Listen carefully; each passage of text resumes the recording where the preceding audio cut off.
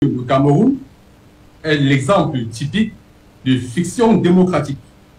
Donc cela traduit bel et bien le regard que la classe politique sénégalaise et même africaine porte sur notre pays à l'heure actuelle. D'autant plus que, M. Autou, on ne pourrait pas, n'est-ce pas, oublier le fait que la fameuse liste des 13 candidats retenus pour l'élection présidentielle était déjà sur la place publique, n'est-ce pas, à la veille. Vous vous souvenez qu'un journaliste d'un média qu'on ne citerait pas s'était déjà amusé à publier la liste sur son compte Facebook, et la liste a été reproduite mutatis mutandis a été reproduite in extenso par le Conseil électoral. Cela traduit un certain manque de sérieux, cela traduit même la fébrilité de nos institutions. Car comment comprendre que dans un pays aussi noble, aussi grand que le Cameroun, le Conseil électoral qui est censé détenir le monopole, n'est-ce pas, du secret de ces délibérations, se retrouve en train de nous rendre public une liste déjà bien connue par le passé. Alors, ici au Sénégal, nous autres Camerounais, nous sommes devenus tout petits, ici autour. C'est à peine si l'on ne se cache pas, lorsque nous sommes interpellés par les Sénégalais, d'autant plus que nous autres Camerounais, on s'illustrait par le passé comme des objecteurs de conscience, des donneurs de leçons, en fourrant notre nez un peu partout, lorsqu'il y avait des événements en Afrique. Maintenant, nous sommes devenus la risée de tout le continent. Et j'ai même entendu, n'est-ce pas, certains collègues universitaires comme moi, nous narguer, nous autres Camerounais, en disant que le Conseil électoral est resté à Elécam, et ce journaliste-là lui a tranquillement apporté la liste des 13 candidats. Donc vous voyez à quel point notre pays aujourd'hui voilà, ne nous rend pas fiers, monsieur Autou. Et nous autres de la diaspora, nous sommes particulièrement outrés.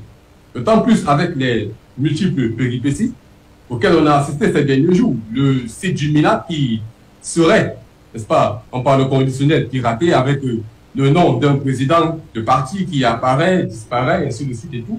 Donc vous comprenez que le Cameroun, à l'heure actuelle, ne fait pas bonne figure sur le continent. D'autant plus que si nos compatriotes sont un peu attentifs aux médias extérieurs, on verra que depuis la publication de cette fameuse liste-là, des plateaux de télévision se multiplient, non seulement au Sénégal, mais dans d'autres pays africains. Et à chaque fois, on se moque du Cameroun. C'est-à-dire que lorsqu'un Camerounais écoute ce qui se dit de notre pays à l'étranger, voilà, ça fait un pincement au cœur, monsieur Autou, et l'émotion est très grande, à tel point qu'on ne peut pas traduire cela par des mots, monsieur Autou. Voilà ce que je peux dire, voilà, dans mon premier jet, que tout simplement, la classe politique sénégalaise observe le Cameroun comme une véritable curiosité, et nous rabat le clapet chaque fois que nous essayons, n'est-ce pas, de défendre notre pays. Et dorénavant, je dirais même qu'il pèse comme une certaine censure, surtout Camerounais qui voudraient encore essayer de commenter l'actualité politique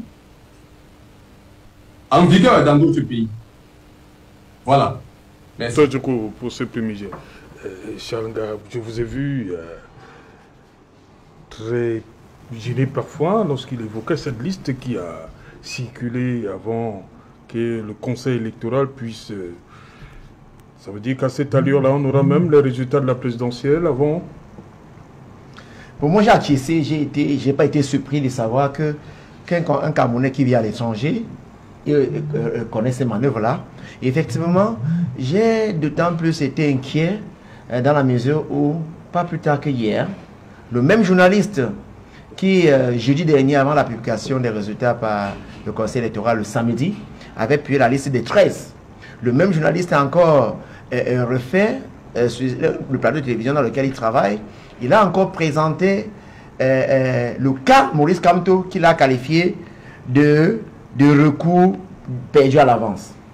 Et quand vous voyez les différents l'argumentaire qui a été fait, les arguments qu'il a essayé d'avancer progressivement, j'ai bien peur que ce ne soit la même chose comme on en vit au Conseil constitutionnel. On en est là aujourd'hui. C'est-à-dire qu'on a l'impression, comme on a dit, que les décisions sont prises dans les antichambres et tout simplement transférées aux institutions qui sont censées donc rendre dit le droit. Un peu comme on a vu à ce Conseil, le Conseil électoral, on a bien peur que que tout n'est été préparé à l'avance et qu'au Conseil constitutionnel, certainement, ce sera simplement le jour où la dictée sera lue. Et aux uns ou aux autres d'en prendre note. Mais en ce cas, cela le tienne. Les Camerounais sont suffisamment préparés, mobilisés et attendent cela. En ce qui concerne le candidat du Mali, nous sommes également confiants. Nous avons réuni toute la documentation nécessaire pour permettre à ce que le droit soit véritablement dit. Et à Elekam, je crois qu'il a également évoqué le cas d'Elekam. Je veux dire que Elekam a montré sa face hideuse au monde entier. Pas seulement au Camerounais, mais au monde entier. On a vu une institution à laquelle on faisait confiance. Une institution, donc, la campagne faite avec l'apport des partis politiques a permis à de nombreux Camerounais d'aller s'inscrire. On voit encore qu'il y a des Camerounais qui se mobilisent pour aller chercher leur cadre électoral, mais au regard des premiers, les listes déclarées. Est-ce que c'est un motif de découragement? Non, je dis donc, la liste des déclarés admis est de nature à pousser beaucoup de Camerounais au découragement.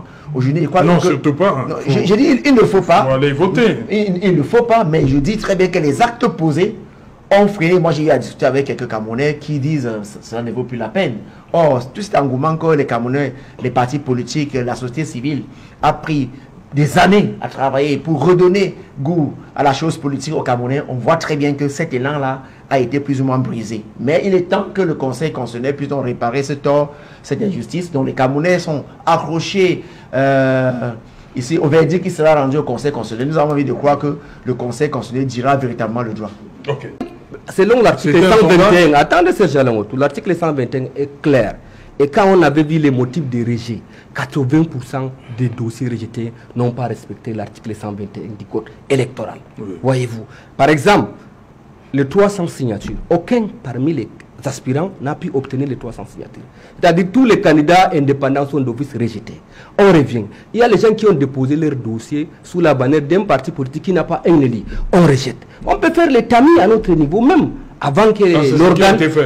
bon, j'estime, avant que l'organe qui est habilité à se prononcer et à donner son verdict, les 13 ont été retenus. Et vous-même, vous voyez, c'était en Mondio-Vision que ça a été fait. Tous les Camerounais à travers les petits écrans, moi je suivi ça à Equinos, tous les chaînes de télévision ont montré cela. Ça prouve que le Cameroun c'est un pays de la démocratie. C'est vrai, j'ai suivi mon cher ami depuis le Dakar, oui, qui a dit que le Cameroun est l'exemple des fictions de la démocratie. Moi je dis le contraire. Non, il reprend le journaliste sénégalais. Bien sûr, il a repris. Moi je ne suis pas d'accord de voir les choses, parce que si on parle de la démocratie au Cameroun, ici en Afrique, de façon globale, je ne pense pas qu'il y a un pays où les Camerounais s'expriment. Au Cameroun, nous avons 93 chaînes de télévision qui font des débats politiques quotidiens. Au Cameroun, on est près de 400 partis politiques légalisés. Au Cameroun, les Camerounais s'expriment. Vous-même, oui. 400, c'est le dernier pointage? Bon, peut-être si on nés, les ajoute, si on depuis qu'on a convoqué le corps électoral, voilà, peut-être ça peut aller même déjà 500 partis politiques légalisés. C'est la preuve de la vitalité démocratique. Mais naturellement, le président Biya a ouvert le jeu. Et c'est un jeu. Les gens n'estiment pas qu'au Cameroun, il n'y a pas la démocratie. S'il n'y en avait pas la démocratie, le président Biya est allé à une élection présidentielle en 2018 avec 8 candidats. Il les a gagnés. Et on a vu les scores de chaque candidat sur l'échiquier national. Nous invitons les Camerounais à rester sereins. L'organe... Là, vous parlez de 2018. 2025 qui est déjà là. Oui. Je pense que parce qu'en 2018, vous aviez le sentiment, les Camerounais avaient le sentiment qu'on essayait d'écarter certains Camerounais, autres qui voulaient participer à cette bataille. Donc, Serge Alain, autour, le mot écarté là. Pourquoi ce sentiment naît en 2025? Chaque candidat doit respecter la loi. Oui, nul n'est au-dessus de la loi. Oui, je pense que si le conseil électoral a rejeté certains dossiers parce que ces dossiers ne remplissaient pas les critères d'éligibilité, les motifs sont là, Serge Alain. On n'a pas rejeté un dossier sans fondement. Non. Attendons maintenant. Lundi, le Conseil constitutionnel va statuer sur les dossiers qui ont été, les requêtes qui ont été déposées conformément à la loi. Moi, je salue les Camerounais parce que ces candidats ont choisi les voies juridiques et non la rue. Parce que certains appelaient les Camerounais à descendre le jour où Elekam avait publié la liste. Qui a demandé ça? On a vu les réseaux sociaux. On a vu les réseaux sociaux. Je ne peux pas identifier la personne qui était derrière ces manipulations. Mais on a voulu dire aux Camerounais... Quel candidat a demandé aux Camerounais de descendre? Nous ne voulons pas dire les noms des personnes qui étaient derrière ces individus. Qui étaient derrière? Mais, bien sûr. Vous avez la certitude? Serge Alain Autou, nous vivons au Cameroun. Oui. On est dans le quartier, on a vu comment les Camerounais étaient mobilisés. Si l'État n'était pas assez même prudent, on ne pensait pas que ça devait arriver à quel niveau. Parce que certains ont estimé, et l'ECAM n'a pas fait son travail, l'ARI pouvait résoudre le problème. Non, les Camerounais sont matures et ils ont compris, c'est un jeu. Attendons que les conseils constitutionnels fassent son travail. Et après, le processus continue son cours. Quel qu'en soit le résultat du Conseil constitutionnel, l'élection aura bel et bien lieu. C'est ça que nous voulons dire au Cameroun. Ok, voilà. Maître Achille Lodjo, le SDF n'est pas concerné par ni les rejets, ni les recours, parce qu'il y a certains partis candidats qui sont passés, mais qui sont attaqués, voilà. Mais le SDF, aucun cas, n'est concerné par ce qui va se passer à partir de lundi, je crois, du côté du Conseil constitutionnel. Vous, quel est votre regard sur ce qui se passe du Conseil électoral, c'est-à-dire la liste des 13, et ce qui s'annonce pour la semaine prochaine?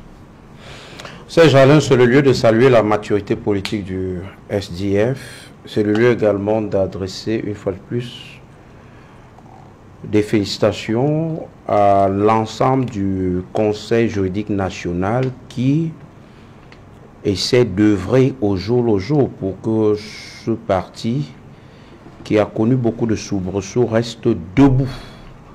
Et vous constatez avec nous, et vous l'avez si bien fait de le marteler, le SDF est à l'abri de toutes ces contestations et autres.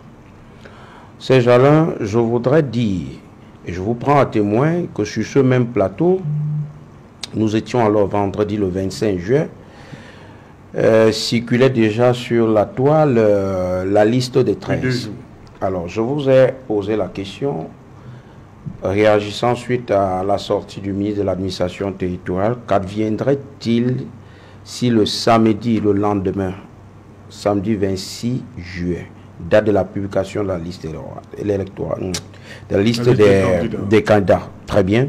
Qu'adviendrait-il si la liste de l'ECAM est celle qui circule depuis 2 jours? Le lendemain, eh bien voilà, cette liste a été rendue officielle et non plus publique. Elle était déjà publique.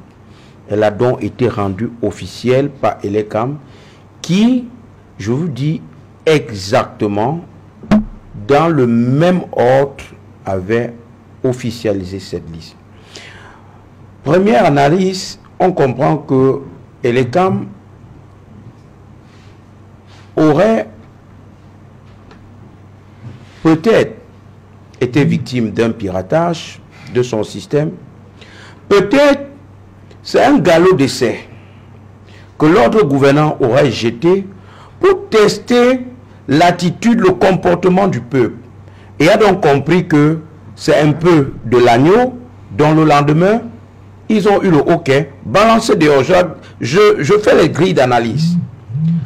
À ce moment, nous disons, c'est jeter un discrédit sur le travail du Conseil électoral qui, en réalité, ne peut pas justifier le fait qu'une seule virgule ne soit pas apposée ou enlevée sur la liste qui était en circulation.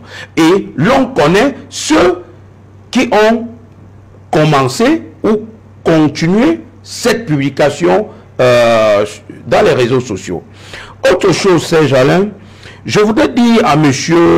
Oumara que le fait pour l'ECAM de venir rendre officielle une liste qui est en circulation depuis plus de 24 n'est point démocratie.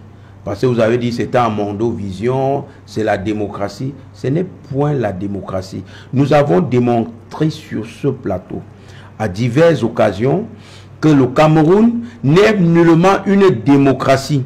C'est une autocratie qui aujourd'hui s'est transformée en oligarchie. Un petit groupe gère le pays comme ils veulent. Et les institutions comme l'ECAM, ça c'est mon point de vue, les institutions comme l'ECAM, comme le Conseil constitutionnel, sont les institutions aux ordres. Et alors, aujourd'hui, sur 70 recalés, 35 recours. Alors, Serge Alain, je vais m'appesantir là-dessus. Vous allez vous rendre compte que beaucoup sont allés, ont fait des recours peut-être sans connaître la jurisprudence du Conseil constitutionnel. Il y a un recueil des décisions de cette institution, de tous les recours de 2018, de tous les recours de 2020. À partir de là, vous pouvez savoir la jurisprudence, c'est-à-dire la position du Conseil constitutionnel sur cette matière. C'est vrai qu'au vu de l'article 57, oui, de la loi de 2004 portant fonctionnement et organisation du Conseil constitutionnel, modifié bien sûr, la procédure elle est gratuite, même pas un timbre.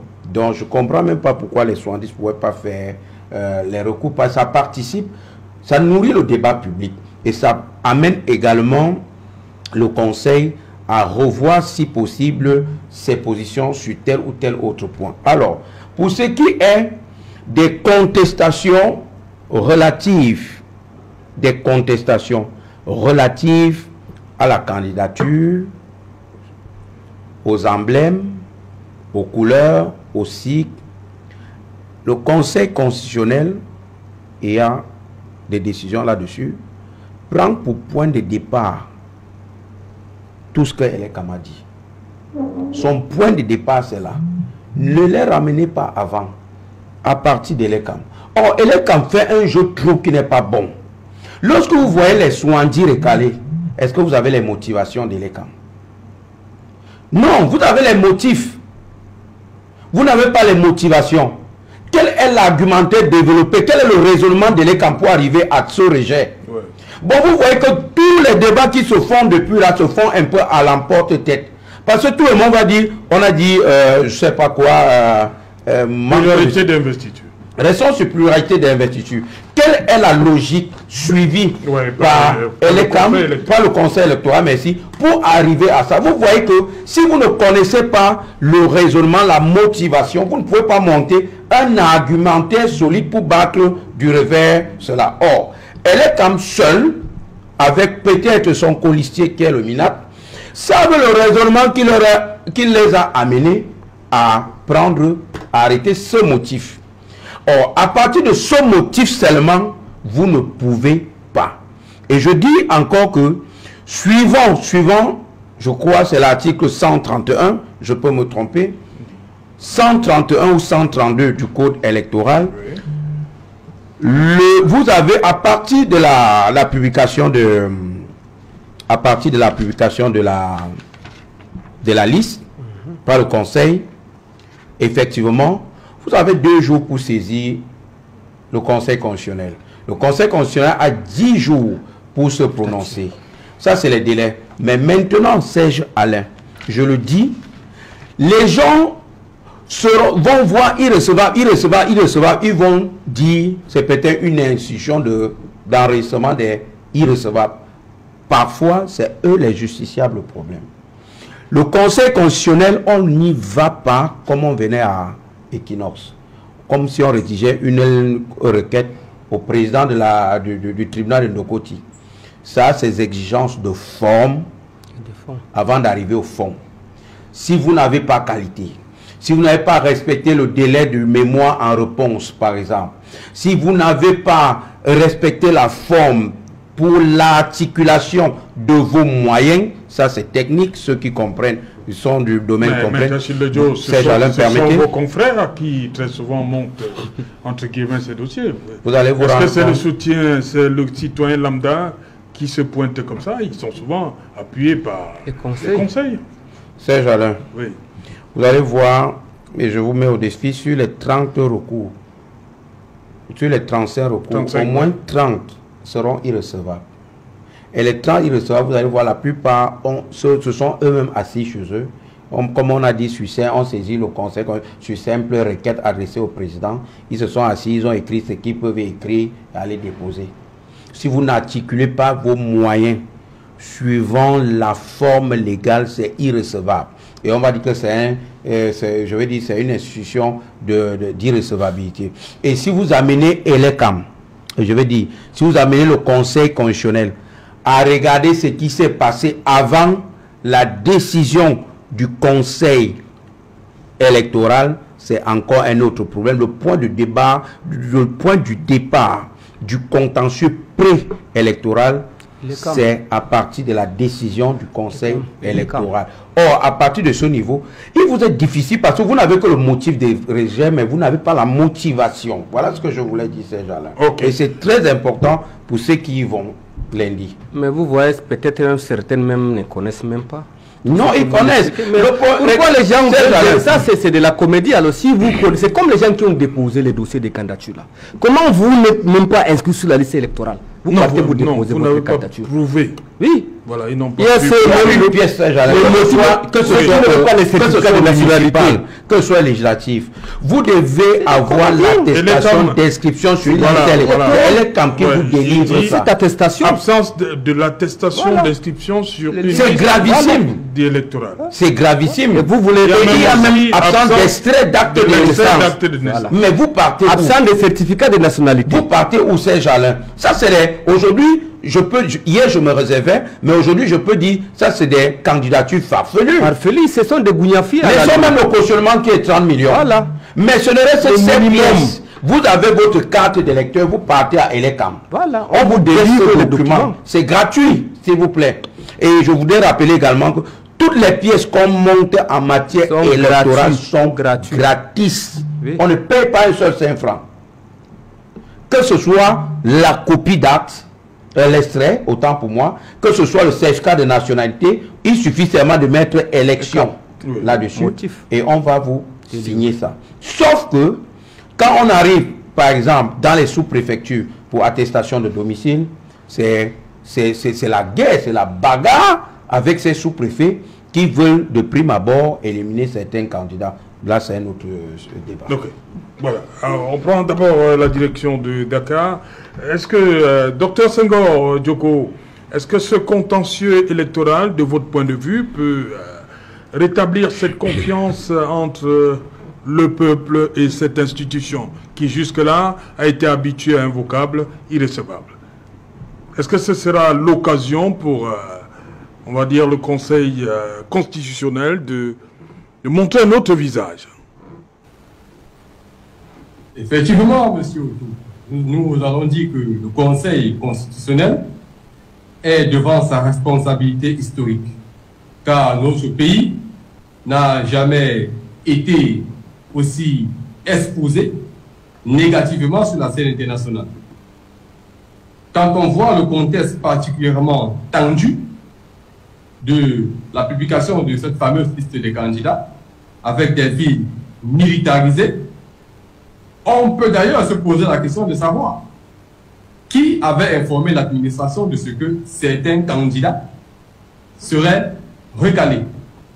Car les délibérations sont censées être secrètes. Alors, on voit la ville militarisée, on dit c'est pour éviter que les partisans d'un certain candidat ne fassent le désordre en cas de rejet. Qui a informé l'administration de ce que la candidature de ceux ou ces candidats sera rejetée? Donc on voit donc qu'il y a un soupçon de partialité qui pèse sur l'ensemble des acteurs institutionnels qui interviennent dans le processus électoral. Et le Conseil constitutionnel en tant que juge ultime, juge suprême, car comme vous le savez très bien, ces décisions sont insusceptibles de recours, selon la loi de 2004 portant organisation et fonctionnement de ce conseil-là. Alors, ce conseil devrait donc se trouver face à ses responsabilités et a l'obligation morale de surprendre le monde. D'autant plus que Maître Achille Diop vient de dire quelque chose de très pertinent. Jusqu'ici, nous avons les motifs et non les motivations. Or, en droit, le distinguo est important. Car la motivation, le motif vous dit pourquoi on a rejeté, mais la motivation vous explique, comme Maître le disait, le raisonnement suivi par l'institution qui rejette votre recours. Nous avons des motifs comme pluralité d'investiture, surtout. On ne sait pas quel est le process qui a été suivi, quelle est la logique qui a permis à EDECAM de conclure à cette pluralité d'investiture. Si l'on veut, M. Outou, par souci d'être plus pertinent, prendre ne serait-ce que le cas du professeur Maurice Kamto, qui a été investi par le Maniden. On dit pluralité d'investiture par le Maniden. Bon, la question qu'on doit se poser, lorsqu'on voit ce motif-là, il n'y en a pas d'autre. Ça voudrait dire que le dossier du professeur Maurice Kamto a été constitué en bonne et due forme. C'est-à-dire, hormis ce motif-là de pluralité d'investiture, il n'y a rien qui soit reproché à ce dossier-là. Alors, le débat ici devrait donc porter sur la question de savoir, y a-t-il eu pluralité d'investiture? Alors, quand on sait que de manière officielle, de manière ostentatoire, j'allais même dire, l'autorité habilitée à investir un candidat sous la bannière de ce parti est connue de tous, aussi bien par les modestes électeurs que nous sommes, que par l'administration publique, notamment le MINAT, et Elections Cameroun qui a maintes reprises adressé des correspondances à ce parti-là en désignant officiellement son leader. Alors on peut se poser la question, quel élément factuel a permis à un État de conclure que le second candidat, notamment M. Yega, se prévaut d'une investiture valable au nom du Maniden? Car en l'espèce, il ne saurait avoir double investiture que si M. Anissé Ekane, qui est le seul président de ce parti, légalement reconnu, a également délivré une autre lettre d'investiture à M. Yetta. Bon, ça, nous ne le savons pas.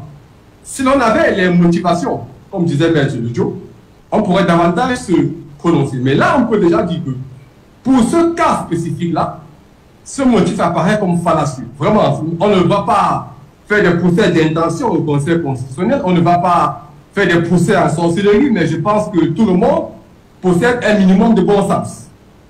Vous ne pouvez pas avoir un parti politique dont les représentants légaux sont connus.